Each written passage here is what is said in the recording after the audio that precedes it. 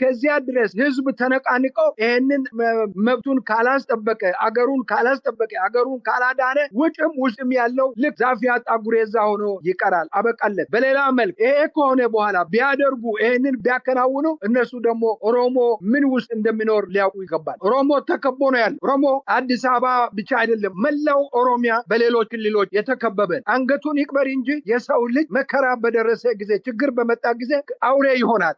ዱር አውሬ ይሆናል። እንስሳ ይሆናል። ወደ መብላት ይመጣል። ከዚህ በኋላ ምን ይመጣል? ከዚህ በኋላ ምን ሆናለሁ የሚል ይመጣል። መተንፈሻቸው የኢትዮጵያ ህዝብ መተንፈሻ ትንፋሹ የነበረች አዲስ አበባ ናት። እስካሁን ድረስ ችግሩን የተጋፈጡ ከአዲስ አበባ ጋር እያዩ ነው። አዲስ አበባ አገር አለ፣ ኢትዮጵያ አለ እያሉ ነው። እቺ ስታልቅ ግን እነሱ እንውጣለን ስሉ እነሱ እንደሚዋጡ አትጠራጠር። እንደሚዋጡ የተከበበ ነው። ማፓችን የሁላችንም መኖሪያ ማፓችን ማየት ይቻላል። ይሄ ለጊዜው የአብይ አሽከር ሆኖ ወደ ጦር ሜዳ የሄደ ሁሉ እኮ አዲስ አበባ በምታበቃበት ጊዜ ምን እንደሚሆን ይገባዋል፣ ይረዳል። ከዚህ በኋላ የሚል ነገር ይመጣል። ብዙ ነገሮች አሉ። ብዙ የምነሱ ነገሮች አሉ። ስለዚህ እኔ በዚህ በአዲስ አበባ ላይ በተነሳው ጉዳይ ላይ ለተቀን ኢትዮጵያ ጉዳይ ላይ እያንዳንዱ ዲያስፖራ ተሳታፊ ነው። ከዚህ በኋላ መሆን ያለበት ሊከፈል ያለው ዋጋ መክፈል መቻል አለበት። ይህን ስርዓት ገርስሰው ኢትዮጵያ ውስጥ መንግስት ለማምጣት ዲያስፖራ ቀን ተሌሊት መስራት አለበት። ቀን ተሌሊት። አሁን በቃ ከዚህ በኋላ ቀን ሌሊት የሚሰራ ስራ ነው የሚያስፈልገው። ዲያስፖራ ከዚህ በላይ ምን ይፈልጋል? ምንድነው የሚፈልገው? ውጭ ኗሪ እድሜ የገፉ ሰዎች አሉ። ሕክምና ለማግኘት የተቀመጡ ሰዎች አሉ። ዲያስፖራ ሆኖ ልጆች አሉ። ከዩኒቨርሲቲ አስተማሪዎች አሉ። የህግ ሰዎች አሉ። እንደኛ አይነቶቹ አሉ። እና እኛ እኮ አገራችን ጠልተን አይደለም፣ መንግስታችን ጠልተን ነው። መንግስታችን ፈርተን ነው። አገራችን ጠልተን አይደለም። ሌላው የተወለድንበት ሀገር አይደለም። ዲያስፖራ ሀገሩን ጠልቶ አይደለም፣ ስርዓቱንና መንግስትን ጠልቶ ነው። ሞትና ስደትን ወደ ስደት የገባው ሞትን ፈርቶ ነው። የእኛን ድርሻ ሁሉ እኮ እየዘረፉ ነው ያሉ። ለእኛ እግዚአብሔር በተፈጥሮ የሰጠው የእኛን ድርሻ ሁሉ እየዘረፉ ነው ያሉት። ሀብታሙ እኛ ወደዛ አፕላይ ማድረግ ያለብን ነገር እነሱ አሁን በእኛ ላይ መጥቷልና ከዚህ በኋላ እኛ ደግሞ በእነሱ ላይ እንመጣባቸዋለን። ከልክ በላይ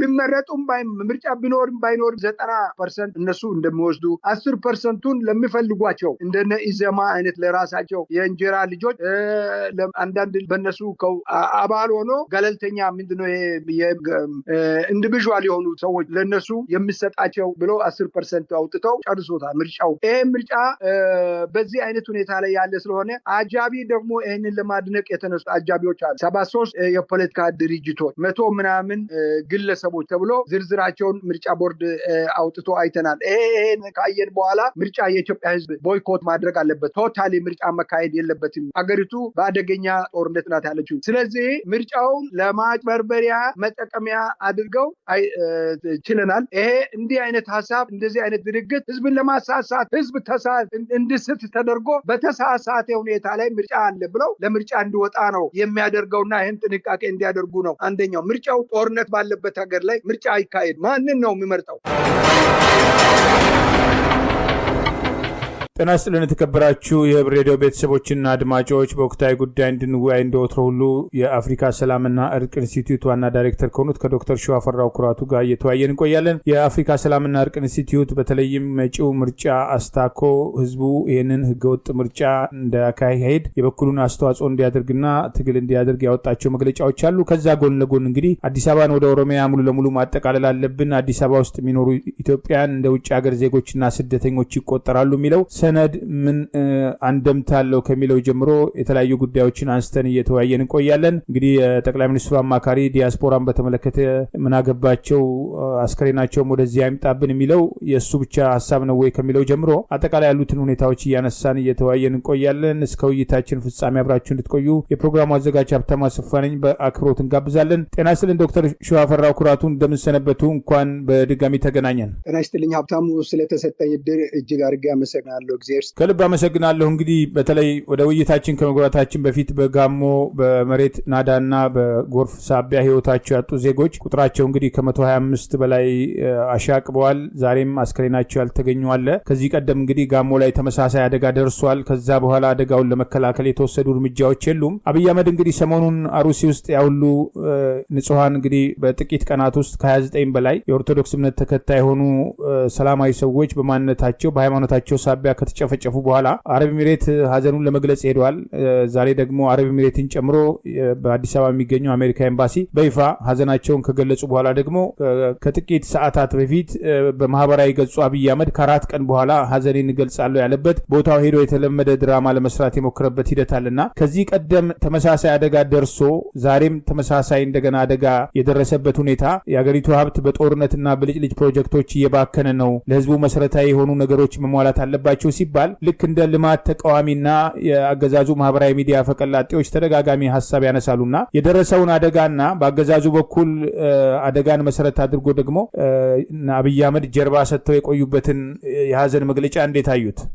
እውነቱ ሀብታሙ በጣም ያሳዝናል። ተደጋግሟል። ገሞ በዛ በደቡብ በተለይ ገሞ ላይ በዛ አካባቢ እንዲህ አይነት የጎርፍ አደጋ ሲደርስ ይሄ ሁለተኛ ሶስተኛ ጊዜ ነው። እንደዚሁም በወላይታም ውስጥ ላይ ኮይሻ የሚባል ወረዳ ላይ እንደዚሁ ከዚህ በተደጋጋሚ ጊዜ ደርሷል። ምንድነው በአጠቃላይ ያለው ሁኔታ አገሪቱ ባለቤት የሌላት ሀገር መሆኗ ነው።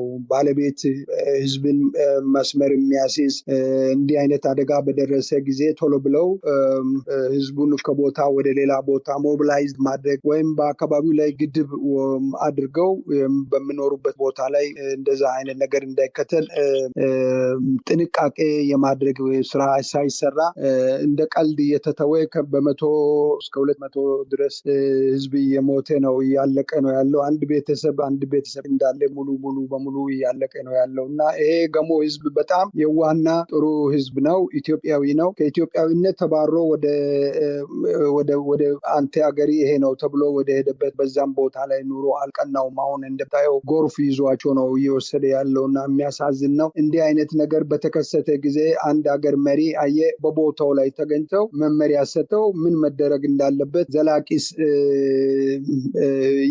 የመኖሪያ ሁኔታን ይቀይሳል።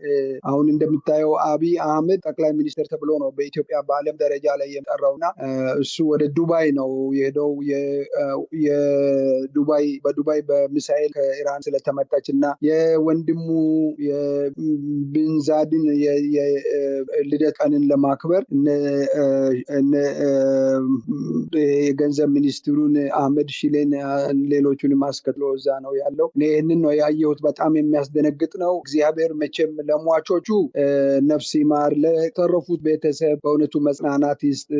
ዘላቂ ሰላም የሚያስፈልግ ነገር ነው ሀብታሙ። በጣም አስቸጋሪ ነገር ነው። አባት የሌለ ባለቤት የሌለ አገር ማለት ያ ነው። እንግዲህ ከልብ አመሰግናለሁ። እንግዲህ አብይ አህመድ ዛሬ የፎቶ ድራማ ለመስራት ሞክሯል። ከ4 ቀን በኋላ ሀዘን መግለጫ አውጥቶ አካባቢው ላይ ተገኝቶ እያለቀሰ መሆኑን በፎቶ ለማሳየት የሞከረበት ሂደት አለ። እንግዲህ ባለፉት 4 ቀናት የሁሉ አደጋ ሲደርስ ሌላው ቀርቶ ፓርላማው ከዚህ ቀደም የአማራ ብሔር ተወላጆች በማንነታቸው ሳቢያ ሲጨፈጨፉ የ1 ደቂቃ የሀዘን መግለጫ አላደርግም በማለት ሲወዛገቡ የነበሩት አፈ ጉባኤ በስፍራው ተገኝተው ተመሳሳይ ፎቶ ድራማ ከሰሩ በኋላ የ3 ቀን ሀዘን እንግዲህ ፓርላማው ካወጀም በኋላ ነው ዛሬ አብይ አህመድ ከ4 ቀን በኋላ በማህበራዊ ሚዲያ አስተያየቱን የገለጸው። በሌላ በኩል በዛ አካባቢ የሚገኙ ባለስልጣናት ከዚህ ቀደም በመሬት መንሸራተት ሳቢያ በአይነትም በገንዘብም ከ1 ቢሊዮን ብር በላይ ከተሰበሰበ በኋላ ያንን በሙስና የተቀራመቱበትና የተፈናቀሉ አደጋ ውስጥ ያሉ ሰዎች ግን እዛው አደጋው ባለበት ቦታ ተመልሰው እንዲሰፍሩ የተደረገበት ሂደት አለና የተጠያቂነት ጉዳይ የተነሳ ነውና ኢትዮጵያ ውስጥ ተጠያቂ አለመሆን እንግዲህ ህዝብ በዚህ ደረጃ ሲያልቅ በአንድም ሆነ በሌላ መንገድ ለዚህ ተጠያቂ ማን ነው የሚባል ነገር ከታችኛው መዋቅር ጀምሮ እስከ ላይኛው ሀገር እመራለሁ እስከሚለው ኃይል ድረስ ተጠያቂነት ጉዳይ አብሮ አይነሳምና ይሄን ጉዳይ እንዴት ህዝቡ የተጠያቂነትን ጉዳይ ገፍቶ መሄድ የለበትም ወይ? ነገም ከነገ ወዲያም ተመሳሳይ አደጋዎች አይመጡም ወይ? ሙስናና ተጠያቂነት ይሄን አደጋ ተከትሎ አብሮ እየተነሳ ስለሆነ ማለት ነው አለበት እንጂ ይሄ እኮ ሀብታሙ በጣም ይሄ ሁሉንም ህዝብ ነው፣ ሁሉንም ማህበረሰብን የሚያነሳሳ ኢትዮጵያዊ የሆነ ሁሉ መነጋገርና በዚህ ጉዳይ ላይ ነገ በራሴ በምን ላይ መነሳትና መጠየቅ ያለበት ጉዳይ እኮ ነው። ተጠያቂ ሙስና እዛ አካባቢ ላይ ብቻ አይደለም በመላው ኢትዮጵያ ሙስና እኮ ተፈቅዶ የሚበቃችሁን ዝረፉ ውሰዱ እኮ ተብሎ በጠቅላይ ሚኒስቴር በተባለው ሰው ተፈቅዶላቸው ነው። ይህንንማ ሚልኬሳም እኮ በደንብ አድርጎ አስረድቶናል፣ ሰምተናል እኮ።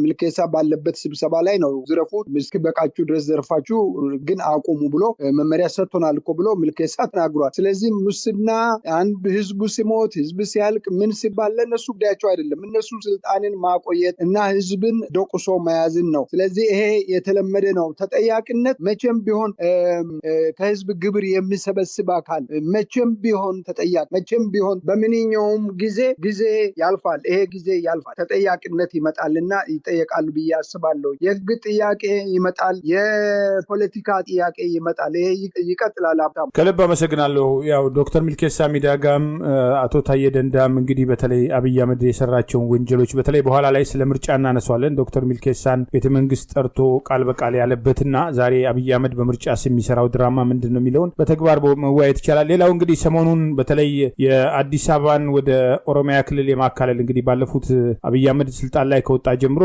ያው ከተማዋን የኦሮሚያ ክልል አካል ለማድረግ ከፍተኛ ህገወጥ ስራ ሲሰራ ቆይቷል። የከተማዋን ዳር አላንዳች ሀፍረት ወደ ኦሮሚያ ክልል ቆርጠው አካተው ሸገር የሚል ከተማ የመሰረቱበት አለ። እሱም አልበቃቸውም። አሁን ኢትዮጵያውያን አዲስ አበባ ውስጥ የሚኖሩ ዜጎች አይደሉም። እንደ ውጭ ሀገር ዜጋ እንደ ስደተኛ መብታቸው ይከበርላቸዋል። ሊዝም ከሆነ እስከ 30 ዓመት ይሰጣቸዋል። በኢሚሬት መሰረት ለኢሚሬታውያን ነው መሬት የሚለው በሚል የኢትዮጵያንን ዜግነት የሚገፍና የአዲስ አበባን የኦሮሚያ ክልል ማድረግ ብቻ ሳይሆን አዲስ አበባ ውስጥ ሌላው ዜጋ መመረጥም አይችልም። መሬትም ባለቤት አይደለም። ንብረቱም ሁሉም የኦሮሞ ነው የሚል አገዛዙ የገባበትን ፍርሃትና የኦሮሞ ህዝብን ግጭት ውስጥ ለመክተትና ዘላቂ ሰላም ማያመጣ ነገር ግን ደግሞ ከላይ ሲታይ ለኦሮሞ ህዝብ የታሰበ የሚመስል አደገኛ እቅድ ይዞ የወጣበት አለ። የአጼ ፋሲል ከተማ በረራ የኋላይቷ አዲስ አበባን እንግዲህ ሙሉ ለሙሉ የኛ ነው የሚል ትርክት ወደ ህግና ይሄንኑ ተግባራዊ በጉልበት እናደርጋለን ወደሚል እርምጃ እየመጡ ነውና አዲስ አበባ ህዝብ ለአዲስ አበባ ነዋሪ ብቻ ሳይሆን ከኦሮሞ ውጭ ያሉት እነሱ አማራው፣ ትግሬው፣ ሲዳማው፣ ወላይታው፣ አፋሩ፣ ሶማሌው፣ ስልጤው፣ ጋምቤላው እንግዲህ ቤንሻንጉሉ ሁሉም ኢትዮጵያውያን አዲስ አበባ ውስጥ አገራችን ነው ከተማችን ነው ብለው ሊኖሩ አይችሉም። መጤዎች ናቸው፣ ስደተኞች ናቸው፣ እንደ ሁለተኛ ዜጋ ናቸው እያሉን ነው። ይሄንን ጉዳይ በቀላሉ ማየት ይቻላል። አንዳንዶች አብይ አህመድ ሲጨንቀው ያወጣው ካርድ ነው ይላሉ። ነገር ግን እንዲሁ ሲጨንቀው ያወጣው ካርድ ነው ብቻ ብሎ ነገሩን በዝምታ ማለፍ ይገባል ወይ? ሌላው ኢትዮጵያዊ ጉዳዩን ማወቅ መረዳትና ምን እየታሰበለት ምን እየተደገሰለት እንደሆነ ማወቅና የሚችለውን ትግል ማድረግ የለበትም ወይ? በጣም የሚያሳዝን፣ በጣም የሚያበሳጭ፣ በጣም የሚያናድድ በራሳችን ላይ የምንናደድበት ጉዳይ መጥቷል። አፍጦ አግጠው መጥቷል። አሁን ሁሉንም ምን ይዋጥ? ሁሉንም አሁን ምን ይዋረው? እነሱ ይህንን እንደምናደርገው በዚህ በህብር ሬዲዮ አስቀድመን በብዙ ጊዜ ደጋግመን ተናግረን እንደሚሆን ነግረን ይሄ ሁኔታ እንዲፈጸም በጥንቃቄ በጣም በጥንቃቄ በጀት ተመድቦ ከአዲስ አበባ ከተማ አዳነች አቤቤ በጀት የአዲስ አበባ ከተማ ገንዘብ የህዝብን ገንዘብ በጀት መድባ ፕሮጀክት አስቀርጻ በስነ ስርዓት ይህንን የኦፒዲዮ አመራርና ሌሎችም የኦሮሞ ልሂቃን የሚባሉ ጊዜያችን አሁን ነው፣ በዚህ ጊዜ ይህንን ህጋዊ አድርገን አዲስ አበባን ኦሮሚያ እናደርግና ሌላው ባሪያ የሆነው ይኖራል። ቅድም ባነሳው ልክ የኤሚሬት ብቻ አይደለም የሲንጋፖርንም ጨምሯል። የተለያየ ሀገር እንትኖቹን ሁሉ አንስተው ከዚህ የተሻለ ግን የኤሚሬቱ ነው። ህዝቡ ከሆነ ምንም ልል አይችልም፣ አይፈልግም፣ ፈሪ ህዝብ ነው። ስለዚህ ይህንን ያየነው በናዝሬትንም ሻሸመኔንም ደብረ ዘይትንም በኦሮሚያ ስንከልል ምንም የመጣ ነገር የለም። ስለዚህ አዲስ አበባንም በዚህ አይነት ነው ጭጭ ምጭጭ አድርገን አንቀን አንድ ጊዜ መስመር ካስያዘ ህጋዊ ካደረገን በኋላ ሁሉም እንደ ኤሚሬቶቹ ላይ ሄዶ ሰው ቤት ይሰራል፣ መሬት ሊዝ ይወስዳል፣ የስራ ፈቃድ እንደዛ አድርጎ ይኖራል። ልክ የነሱን እኛም በዛ መሰረት እንደ አረብ ኤሚሬቶቹ ስማቸውን የጠሯቸውን አማራ፣ ወላይታ፣ ጉራጌ እያለ እነዚህ እያለ ሁሉም ይመጣ ወይም የነበሩት እዚህ የተወለዱትን ቢሆኑ የሚኖሩት አዲስ አበባ የኔ ነው የሚለው ሁሉ በዚህ ስር በእኛ መተዳደሪያ ስር ላይ እንደ ሌላ አገር እንደ ውጭ አገር ሌላ ከሌላ አገር እንደ ኬንያ እንደ ታንዛኒያ ከአሜሪካ ከአውሮፓ እንደሄደ ሰው በአገሪቱ ላይ እነሱ ምናልባት ለወደፊት የሚሰጡት መታወቂያ ይኖራል። በዛ በዛ መታወቂያ መሰረት የውጭ ሀገር ነዋሪ ተብለው ይኖሩ ይሆናል፣ ይነግዱ ይሆናል የሚል ይሄ እያንዳንዱን ኢትዮጵያዊ ይመለከታል። እያንዳንዱን ይሄ ጀነራል ነኝ የሚለው ይሄ ነፍሰ ገዳይ ጀነራል የሚለው አማራን ሄዶ የሚፈጀውን አማራ ጀነራሎች ይመለከታቸዋል፣ እነሱንም ይነቃቸዋል። የማይነካው የለም። የክልል አስተዳደር ነኝ መስተዳድር ነኝ እኔ በክልል ምናምን የሚለው ሁሉንም ይመለከታል። ይሄ አሁን በአሁኑ ሰዓት ላይ የብልጽግና አባላት ነኝ የሚለው የውጭ ብልጽግና ከዙሪያ ላይ ያለው ሁሉንም የክልል ብሎ አብይ የቆረሰ የሰጣቸው በሙሉ ሁሉንም ይመለከታል። ማንም በዛ ልክ ነው የሚሆነው። ስለዚህ እነሱ ይሄንን ሲያደርጉ በሌላ መልክ ደግሞ ህዝቡ ምንድነው እየጠበቀ ያለው? ምንድነው እየሰራ ያለው? የህዝቡ እይታ ምንድነው?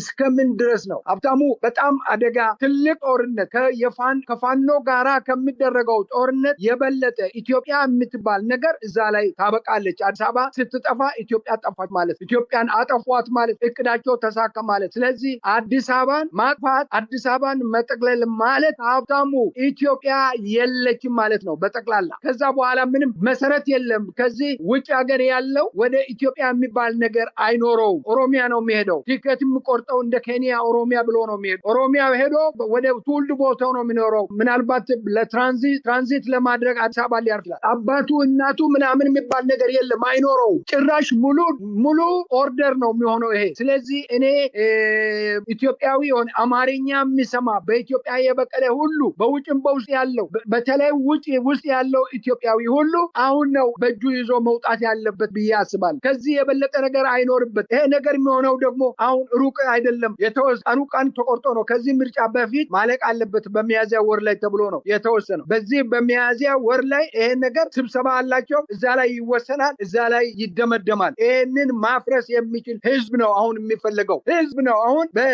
በ10 ሳንቲም ነዳጅ ጭማሪ አፄ ኃይለ ሥላሴን ከስልጣን ያነሳው የኢትዮጵያ ህዝብ ዛሬ በህይወቱ ላይ በመኖሩ ላይ ያለ መኖር ውሳኔ ላይ ሲደርስ ምን ይጠብቃል? ሀብታሙ ምንድን ነው የሚጠብቀው? ምን ሊሆን ነው የሚፈልገው? ስለዚህ አደጋው ቀላል አይደለም።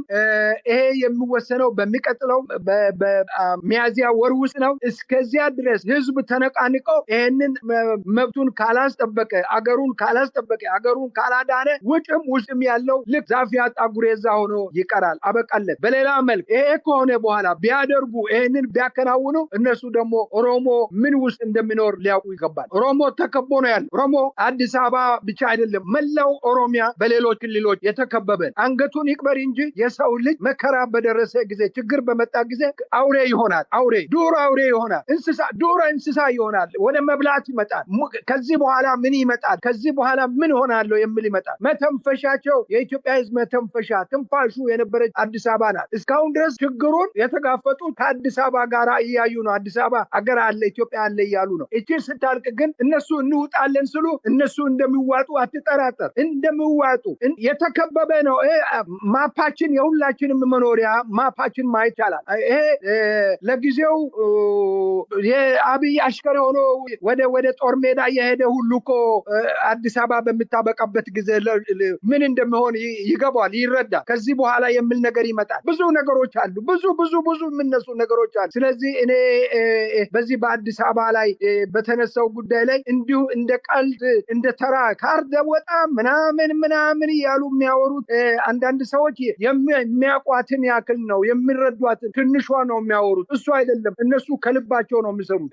አብይ ብቻ አይደለም። ይህንን በጥንቃቄ ስማቸውን መጥቀስ አልፈልግም። በጥንቃቄ የኦሮሞ ምሁራን የሚባለው የብልጽግና ተከታይ ብቻ አይደለም፣ ከዛም ውጭ ያሉ በጋራ ተስማምተው ይህንን ካላደረገን ይሄ ጊዜ ያልፍብናልና ይህንን ካረጋችሁ ከእናንተ ጋር እንሰራለን ተባብለው ተማምሎ ነው የተነሱትና ይሄን ነገር በሙሉ ውጊያ መስመር ላይ ያለው በሙሉ ሰሜኑ፣ ምስራቅ፣ ምዕራብ፣ ደቡብ የሚባል ነገር የለም፣ መሀል የሚባል ነገር የለም። በሙሉ መነሳት አለበት። ባለቤቱ ደግሞ አዲስ አበባ ነው። አዲስ አበባ የሚባል በ12 ሚሊዮን የሚቆጠር ህዝብ ያለባት ከተማ ውስጥ ያለው ያ ህዝብ አዲስ አበባ መነሳት አለበት። እሳት ይዞ ነው መነሳት ያለበት። አመሰግናለሁ ሀብታሙ። ከልብ አመሰግናለሁ። እንግዲህ ቀደም ሲል ጠቅሰውታል አንዳንዶቹ። ትላንት የዛሬ እንግዲህ 8 ዓመት ሊጠጋ ነው። አንድ ወር ነው የቀረው። ከአንድ ወር ያነሰ ምናልባት አብይ አህመድ ስልጣን ላይ ከወጣ 8ኛ ዓመቱ ሊመጣ ነው።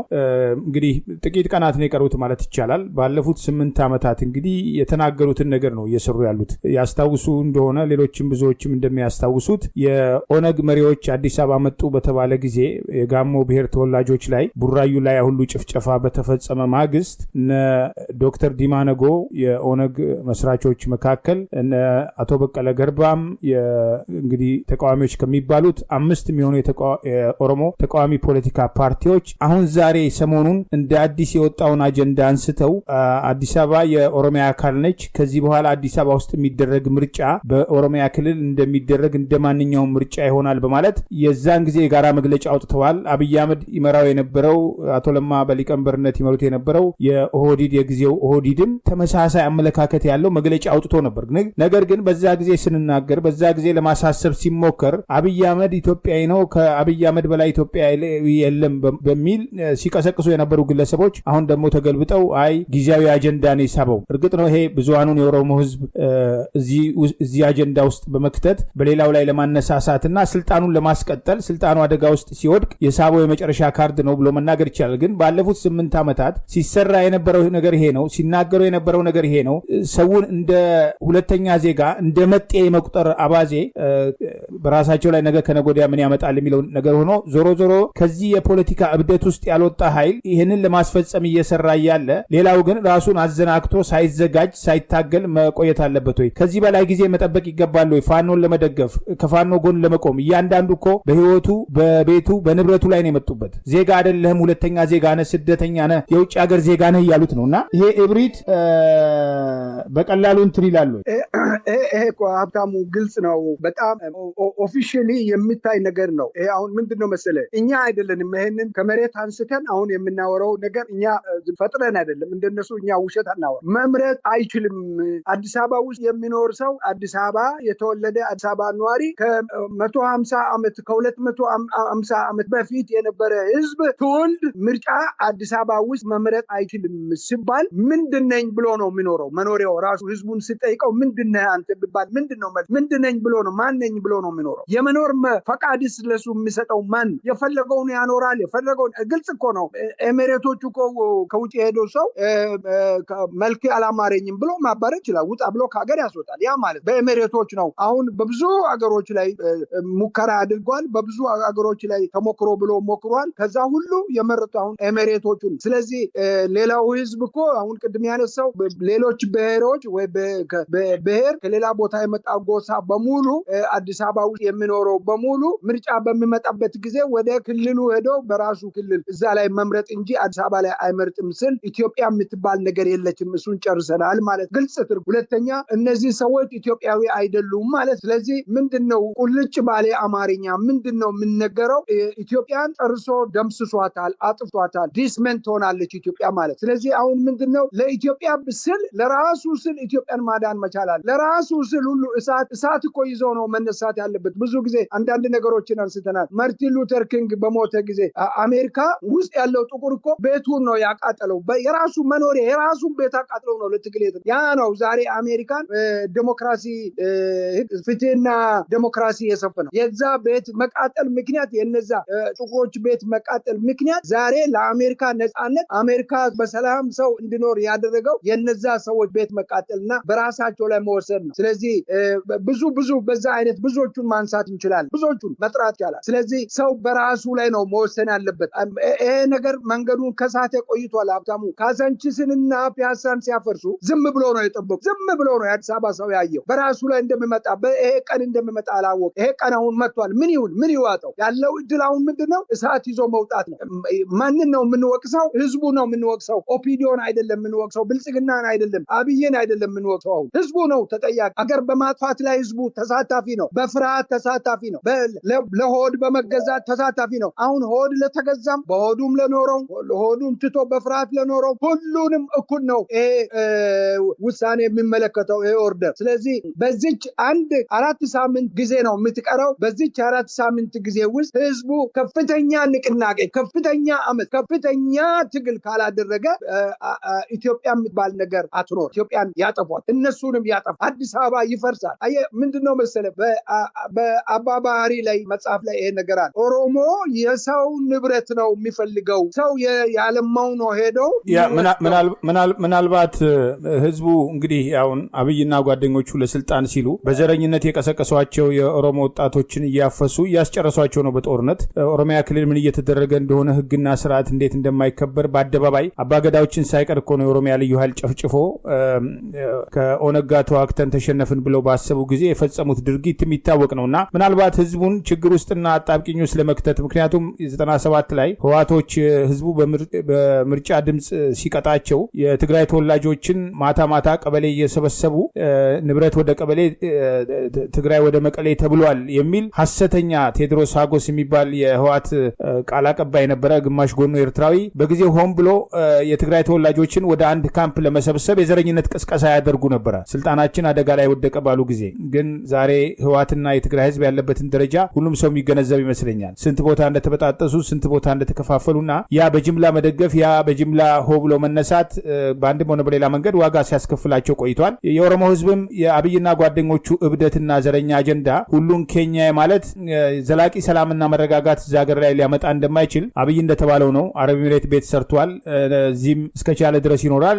ሳይችል ሮጦ ለማምለጥ ራሱን ያዘጋጀ ሰው ነው። ነገር ግን ሌላው ኃይል እንዲህ አይነት እብደት ሲገፋ ኢትዮጵያውያንን በገዛ ሀገራቸው በገዛ ህዝባቸው መካከል ስደተኛ ነህ፣ ሁለተኛ ዜጋ ነህ፣ አያገባህም፣ ቤትህ፣ ንብረትህ፣ ህይወትህ ሁሉ በህግ እንደ ስደተኛ እንደ ውጭ ሀገር ዜጋ የሚቆጠር ነው፣ ሁሉ ነገር የኛ ነው የሚል አይነት አመለካከት በሰነድ ተደርጎ ከዚህ ቀደም የተናገሩትን በተግባር ደግሞ ያንን እያደረጉ ከአዲስ አበባ የፌዴራል መስሪያ ቤቶች ከአዲስ አበባ አስተዳደር ውስጥ በብሔር ማንነት ሳቢያ ዜጎችን ከስራ ማፈናቀል፣ ማሳደድ፣ ቤት ሲያፈርሱ ይህንኑ መሰረት አድርጎ ማድረግ፣ ሜዳ ላይ መጣል፣ ይሄ ሁሉ ነገር ሲያደርጉ የነበረው የጅማው ሚስጥራዊ ስብሰባ ሁሉ የዚህ ሰነድ ውጤት እኮ ነው። ይህንኑ ሰነድ ነው ዛሬ በጽሁፍ ይዘው አደባባይ ላይ ሰሞኑን የፌዴራል መንግስት ውስጥ ያሉ የኦሮሞ ብልጽግና ፓርቲ አመራሮች ናቸው ይህንን ሰነድ ይዘው የወጡት። ይሄ ዝም ብሎ የሚቃወም ሰው ወይም ከነሱ የተለየ አመለካከት ያለው ሰው ያሰራጨው አይደለም፣ ራሳቸው ናቸው። እና እንደው አጠቃላይ የኦሮሞ ህዝብ ከእንዲህ አይነቱ ሁኔታዎችን በሰዓት ለማጠር የመሞከር እርምጃ ምን ይጠቀማል ተብሎ ነው? እና አብይ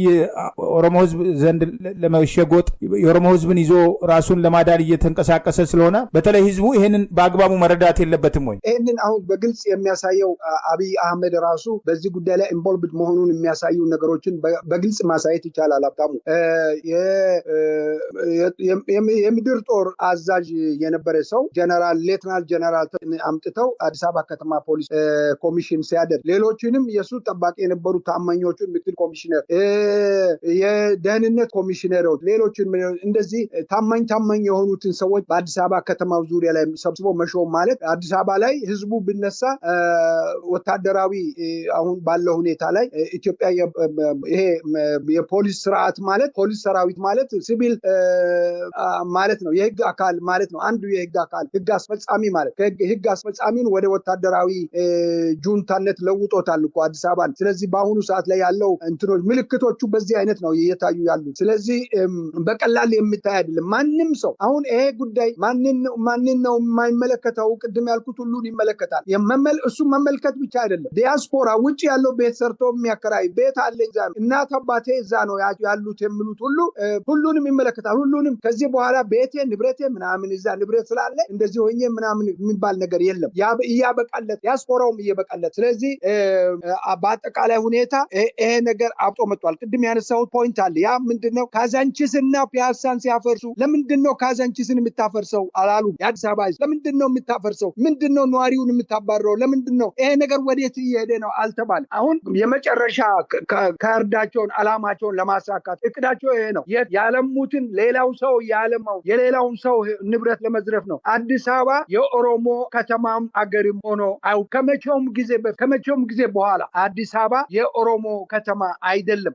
ከየት መጥቶ ነው አዲስ አበባ? እኔ ታሪካዊ እኔ በግሌ በእኔ እድሜ ኢትዮጵያን የሚያውቁት አዲስ አበባን በደንብ የሚያውቁትን ሰዎች አግኝቼ ኢንተርቪው አድርጌያለሁ፣ አነጋግሬያቸዋል። አዲስ አበባ ኦሮሞ የሚባል ነገር አልነበረም። እዛ ዙሪያም ላይ አልነበረም። ጫካ፣ በረሃ፣ አውሬ የነበረበት ጅብና አንበሳ የሚሄድበት ነበር። አጼ ምኒልክ ሲሰር ቤቱን ከተማውን ሲያድሱ አጼ ፋሲልም እንትን በሚያደርጉበት ጊዜ በረሃ ነበረ። የአጼ ፋሲል ትንሽ ነው። እስከ ቅርብ ጊዜ እኛ እስከምናውቀው ድረስ ቃሊቲ አካባቢ በረሃ ጫካ ነበር። የአጼ ዳዊት ከተማ በረራ ትባል የነበረችበት በኋላ ደግሞ በረራ ነው። ይሄ ከተማ እንደዛ ነው የሚጠራ የነበረውና አሁን የራሳቸውን ለማድረግ በኦሮሞ ህዝብ ስም ሰዎቹ ዝም ብሎ ቁጭ ብሎ ቦዘኔ ሆኖ የነበሩ ሰዎች በሙሉ ሰው ያለማውን የሰውን ንብረት ለመዝረፍ ያማረውን ቤትና ያማረውን ንግድ ያለበትን ለራሳቸው ለማድረግ የተነሱ ስለሆነ ሁሉም ኢትዮጵያዊ እጁን ማውጣት መነሳት አለበት። ወገቡን ታጥቆ ውጭ ያለው ውስጥ ያለው በሙሉ ከዚህ በኋላ የምናነሳቸው ጉዳዮች ይኖራሉ። ገንዘብ የለኝም ማለት አይችልም። ይህን ጉዳይ ለማስፈጸም ይህን ጉዳይ ለመስራት አንድ አስቸኳይ ኮሚቴ ተቋቁሞ ውጭ ሀገር ያለው ተቋቁሞ ኢትዮጵያውያን ያለበት ቦታ በሙሉ ዞሮ ካምፔን ማድረግ አለበት። ከተለያዩ የዓለም አገር መንግስታት ጋር ቀጥታ ግንኙነት ተደርጎ የኢትዮጵያ ጉዳይ መታወቅ አለበት። ቁርጡ መታወቅ አለበት። ሀብታሙ በቀላል ነገር የምናልፍበት ነገር አይደለም። ይህን ለማለት ፈልጋለሁ። በዚህ ጉዳይ ላይ ከልብ አመሰግናለሁ። እንግዲህ እንዳልነው ነው ባለፉት 8 ዓመታት በተደጋጋሚ ስንጮህበት የነበረ ጉዳይ ነው። እነሱ መስራት የሚችሉትን እየሰሩ ነው። ነገር ግን ለእነሱ እየተጋፈፈ ያለው በአንድም ሆነ በሌላ መንገድ ከስርዓቱ ጋር ተጠግቼ ራሴን አተርፋለሁ ያለው አሁን ደግሞ ዜግነትህንም ጭራሽ እንገፋለን እያሉት ነው። የንብረትም የህይወትም መብት የለህም እየተባለ ነው። እንግዲህ እያንዳንዱ ሰው የራሱን እርምጃ የሚወስድ ይሆናል። በሌላ በኩል እንግዲህ ሰሞኑን የጠቅላይ ሚኒስትሩ ማህበራዊ ጉዳይ አማካሪ የሚባለው በተደጋጋሚ በህዝብ ላይ አገዛዙ ጦርነት በከፈተ ጊዜ ቀደም ሲል ከህወሓት ጋር የነበረውን ጦርነት ተከትሎ በትግራይ ህዝብ ላይ አሁን ደግሞ በቀጥታ በአማራ ህዝብ ላይ ባለፉት 3 ዓመታት የተከፈተውን ጦርነት ተከትሎ ደግሞ በአማራ ህዝብ ላይ ያልተገባ ድርጊትና በክህደት በንጹሃን ላይ የሚደረገውን ጭፍጨፋ ሰላማዊ ሰዎች ሲጨፈጨፉ ሁሉ እየወጣ አጀንዳ ለመስጠት የሚሞክረው የማህበራዊ ሚዲያ አማካሪ የተባለው ዳንኤል ክብረት እሱን ዲያቆን ብለው መጥራት በራሱ ያሳፍራል። ሰሞኑን ደግሞ ዲያስፖራው ምን አገባው እንግዲህ ህዝብ አገር ቤት ያለውን ህዝብ አፍነዋል፣ እንዳይናገር አድርገዋል። በአንድም ሆነ በሌላ መንገድ እነሱ ብቻ ናቸው ተናጋሪ። ስለዚህ በውጭ ሆነው በጥቂት ደረጃ እነሱን ለመቃወም የሚሞክረውን ኃይል ለማሸማቀቅ ዲያስፖራው ምን አገባው፣ እዛው ቤት የተከራየበት እዛው የሚኖርበት ሀገር አፉን ዘግቶ መቀመጥ አለበት፣ አስከሬኑም ወደዚህ አይምጣብን የሚል ነገር ተናግሯል። እኔ ዳንኤል ክብረት የራሱ ንግግር ብቻ አይመስለኝም። አብይ አህመድ በል ያለውን ተናገር ያለውን አብይን ያስደስታል ብሎ የሚያስበውን ነገር ነው የሚናገረው እንጂ እሱን ልጅ ጨምሮ እንግዲህ ቤተሰቦቹ ጭምር በውጭ ሀገር የሚኖሩ በአንድም ሆነ በሌላ መንገድ ከዚህ ቀደም እዚህ መጥቶ በዚህ ሃይማኖት ስም በተቆርቋሪነት ስም ዛሬ ኦርቶዶክሳውያን በማንነታቸው ተለይተው ሲጨፈጨፉ ባለፉት 8 ዓመታት ድምፁን በይፋ አሰምቶ የማያውቅ በቤተ ክርስቲያን አገልጋይነት ስም እየዞረ ዲያስፖራውን ሲገፍ የነበረ ግለሰብ ነው። ይሄ ግለሰብ ሰሞኑን ያራመደው አቋም የእሱ ብቻ ነው ወይ? ዲያስፖራ አትምጡብን፣ አትድረስብን ማለትስ ምንድን ነው? ዳንኤል አንተ እንዳልከው ነው። እኔ ዳቆን ማለት ያፈረሰ ዳቆን ነው። ዳንኤል ያስተማረችውን የኢትዮጵያ ኦርቶዶክስ ቤተክርስቲያንን ያፈረሰ ሰው ነው። በምንኛ ቋንቋ እሱን ቢገልጸው ነው? እሱ ልጆቹ፣ ሚስቱ፣ ሌሎቹም ቤተሰቦቹ እዚህ አሜሪካን ሀገር ናቸው ያሉት። እንደምታውቀው በሙሉ አሁን ይሄንን ደባ በኢትዮጵያ ላይ እየሰሩ ያሉት በሙሉ ቤተሰቦቻቸው አሜሪካን ሀገር፣ ልጆቻቸው አሜሪካን ሀገር ናቸው ያሉት። አውሮፓ እንኳን አልወሰዱም፣ አሜሪካ ነው ያሉት በአብዛኛው።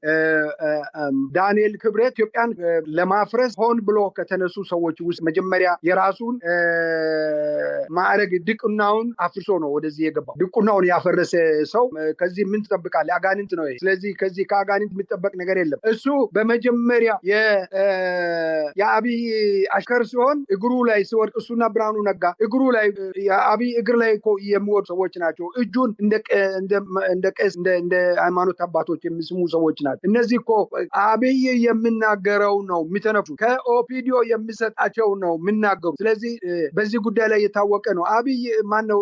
ዳንኤል ክብረት ትግራይን ከተማ ሰብስበ በአንድ ጊዜ በቦምብ በሙሉን ማቃጠል አለብን ብሎ ህዝብን የቀሰቀሰ ሰው እኮ ነው። ጄኖሳይድ ወንጀለኛ ነው። የጄኖሳይድ ወንጀለኛ፣ በጄኖሳይድ የሚጠየቅ ሰው ከሚጠየቁት አንዱ እሱ ነው። ይህንን የትግራይ ህዝብ ሌላው ቢቀር ሌላው መጠየቅ የሚገባ የኢትዮጵያ ህዝብ መጠየቅ አለበት። እየጠፋ ያለው የኢትዮጵያ ህዝብ መጠየቅ አለበት። አይ አልጠይቅም ካለ ራሱ ይጠፋል። ስለዚህ እንዲህ አይነት አባባል ምን ማለት ነው? ዲያስፖራ ኢትዮጵያ አገሩን ቀጥ አድርጎ የያዘ ለወላጆች ገንዘብ እየላከ ለሚረዳቸው ሰዎች ለደካሞች እየረዳ የሚኖር ከራሱ ሳይተርፍ ለህዝቡ የሚራራ ምስኪን ህዝብ ነው ዲያስፖራ አገሪቱ አሁን ላለችው እንድትቆም በሁለት እግሯ እንድትቆም ያደረገው ዲያስፖራ ገቢ ቀላል አይደለም። ዲያስፖራ ውጭ በመኖሩ ራሱ ተበድሎ አገሩን የሚረዳ አገሩን መገንባት የሚችል ትልቅ እምቅ ኃይል ያለው ኃይል ነው።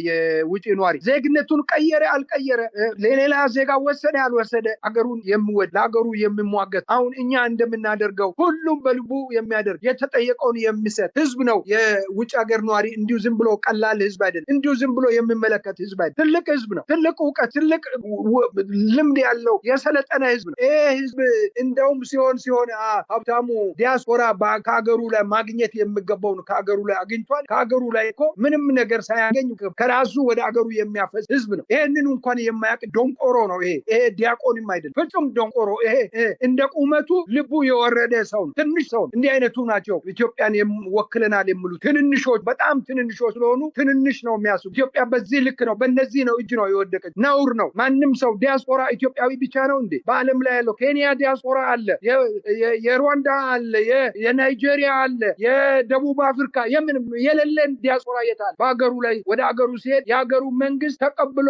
በመንግስት ደረጃ አድንቋቸው፣ አፕሪሺየት አድርጓቸው፣ አክብሯቸው ነው። ሲመጡ በክብር ይቀበላሉ፣ ሲሄዱም በክብር ያስተናግዳሉ። የሚፈልጉትን ይታዘዙላቸዋል። የእኛ ግን ከዚህ የተለየ ነው ሀብታሙ። የእኛ በጣም የተለየ ማን ነው? አባከና እንኳን የሚል ዲያስፖራን ማን ነው ለዲያስፖራ የሚራራለት? ከሀገሩ ጥቅም ምን አገኘ ዲያስፖራ? ምን አገኘ? አንዳንዶቹ እንደው በመለስ ዜናዊ ጊዜ 2000 ዘመን መለወጫ ምክንያት በማድረግ መለስ ዜናዊ መሬት ኑና ውሰዱ፣ አንዳንድ እቃችሁን አስገቡ፣ በሀገራችሁ መኖር የሚችሉ ከሆነ ኑሩ ብሎ መለስ ዜናዊ በፈቀደው መሰረት መሬት ተሰጥቷቸዋል። አንዳንዶች ያም ቢሆን ከፖለቲካ ውጭ የሆኑ በዲቢ ሎተሪ እና በተለያየ እንትን በማይል ነገር የመጡ ሰዎች ናቸው። መቼ ነው በፖለቲካ በተለያየ ምክንያት በፖለቲካ ሽሽት ላይ ነፍሳቸውን ለማዳን ወደ ውጭ ሀገር የወጣ ዲያስፖራ መቼ ተመልሶ አገሩ ሄዶ የአገሩን ጥቅምና ክብር አይቶ ያውቃል? መቼ ወደ አገሩ ከመጮህ ለአገሩ ከመሞት ለአገሩ ኢነርጂውን ገንዘቡን ከማድረግ በቀር መቼ ነው ዲያስፖራ የኢትዮጵያን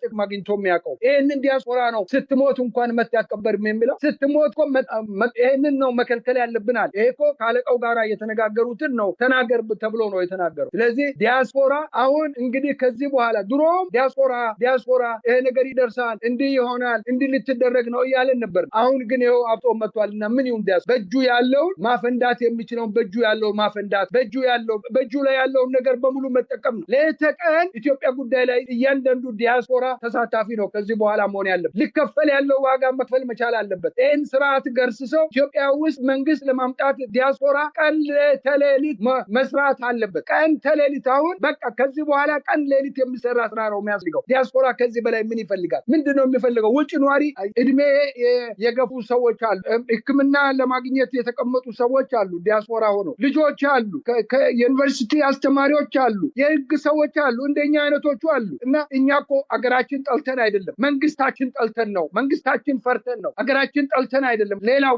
የተወለድንበት ሀገር አይደለም። ዲያስፖራ ሀገሩን ጠልቶ አይደለም፣ ስርዓቱንና መንግስትን ጠልቶ ነው። ሞትና ስደትን ወደ ስደት የገባው ሞትን ፈርቶ ነው። የእኛን ድርሻ ሁሉ እኮ እየዘረፉ ነው ያሉት። ለእኛ እግዚአብሔር በተፈጥሮ የሰጠው የእኛን ድርሻ ሁሉ እየዘረፉ ነው ያሉት። ሀብታሙ እኛ ወደዛ አፕላይ ማድረግ ያለብን ነገር እነሱ አሁን በእኛ ላይ መጥቷልና ከዚህ በኋላ እኛ ደግሞ በእነሱ ላይ እንመጣባቸዋለን፣ ከልክ በላይ እንመጣባቸዋለን። አመሰግናለሁ። ከልብ አመሰግናለሁ። እንግዲህ በተለይ ዲያስፖራ ወደ ምርጫ ጉዳይ እንደው ከመሄዳችን በፊት አጠር አድርጎ ከዚህ ቀደም በተደጋጋሚ እንግዲህ ዘመቻዎች ይጠሩ ነበር። በተለይ መሰረታዊ ላልሆኑ ጉዳዮች ዶላር ወደ አገር ቤት አለመላክ፣ ስርዓቱ ዶላር እየሰበሰበ የጦር መሳሪያ በመግዛት ልቡን እያሳበጠ ዛሬ ምን እየተናገረ ምን እየሰራ እንደሆነ ነገ የዲያስፖራን ንብረት ወርሳለሁ እንግዲህ ዜግነት እየገፈፈ ያለበት ሂደት አለ። በአንድም ሆነ በሌላ መንገድ እየመረጠ ለሚወረውረው ቢጫ ካርድም ክብር እንደሌለው በተግባር እያሳየና ምናቸውም አይምጣብን እየተባለ እንደ ጠላት እየተቆጠረ ያለበት ሂደት አለ። ነገር ግን አነስተኛው ነው ከዲያስፖራም ድምፁን አሰምቶ የወገኑ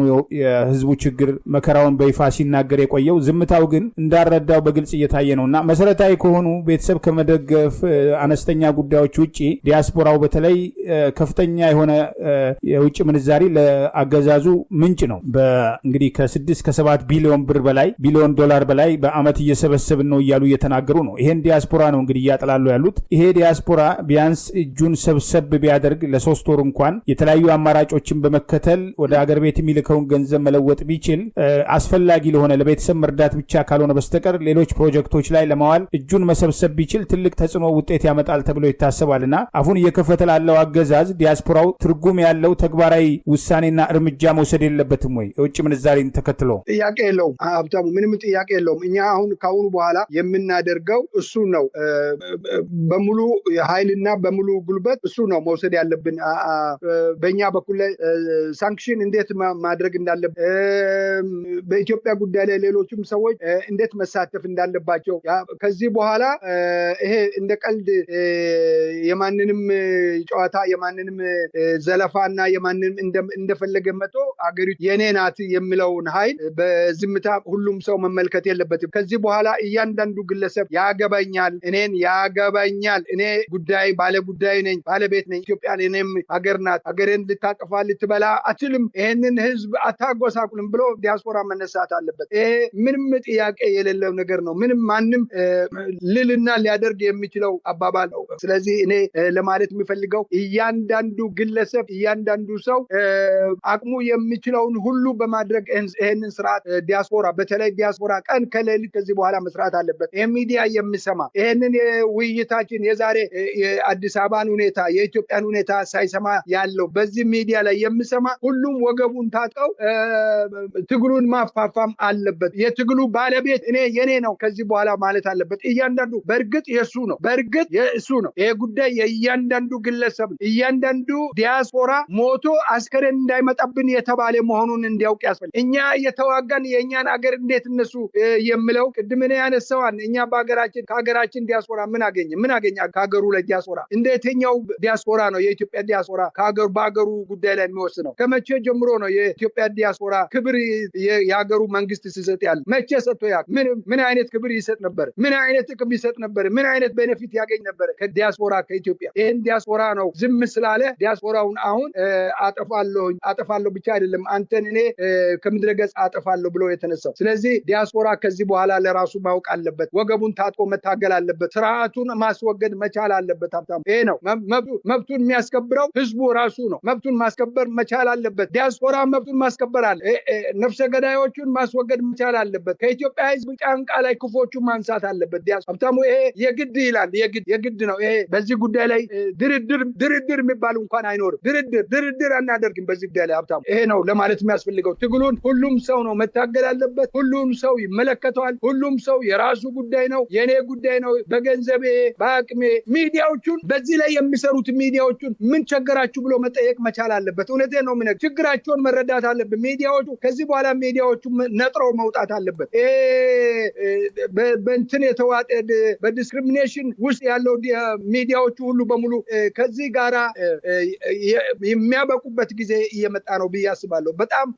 በጣም ኢንትረስት የሆነ ጊዜ እየመጣ ነው። በደንብ ይህንን ለማለት ፈልጋለሁ። ሀብታሙ ታንክ ዩ፣ ከልብ አመሰግናለሁ። እንግዲህ ሰሞኑን በዜናም ዘግበነዋል። የአፍሪካ ልማትና እርቅ ኢንስቲትዩት በተለይ ቀጣዩ ምርጫ የአብይ አህመድ የማጭበርበሪያ ስልት በመሆኑ ህዝቡ ይህንን ምርጫ ቦይኮት ማድረግ አለበት፣ ይሄ ምርጫ ሊካሄድ አይገባም፣ በሀገሪቱ ውስጥ የእርስ በርስ ጦርነት ባለበት ይሄ ሁሉ የፖለቲካ እስረኛ በአማራ ማንነታቸው ሳቢያ የታሰሩትን ጨምሮ በሺ የሚቆጠሩ የፖለቲካና ህሊና እስረኞች ባሉበት ሂደት ውስጥ ምርጫ ቀልድ ነው፣ አገዛዙ ቁጥጥር ስር ያለ ምርጫ ቦርድ ምርጫ ሊያካሄድ አይችልም የሚል ጠንከር ያለ አቋማችሁን በዝርዝር በመግለጫ አውጥታችኋልና ቀደም ሲል እንደው ጠቀሰውታል በመግቢያው ላይ ዶክተር ሚልኬሳ ሚዳጋ የቀድሞው የኦሮሚያ ክልል ካቢኔ አባል አብይ አህመድ ቢሮ አስጠርቶ እንግዲህ ቤተመንግስት ካስጠራው በኋላ በምርጫም በከተማ አመፅም በትጥቅ ትግልም እኔ ስልጣን ፊት የሚቆም ካለ በቢላዋ ነው መቆራረጥ እስከ ማለት የደረሰበትና በከፍተኛ ደረጃ ድንጋጤ ውስጥ የወደቀበትን አጋጣሚ ይፋ ያደረገበት አለ። ዛሬ እንግዲህ የምርጫ ቅስቀሳ የሚል ድራማን ተከትሎ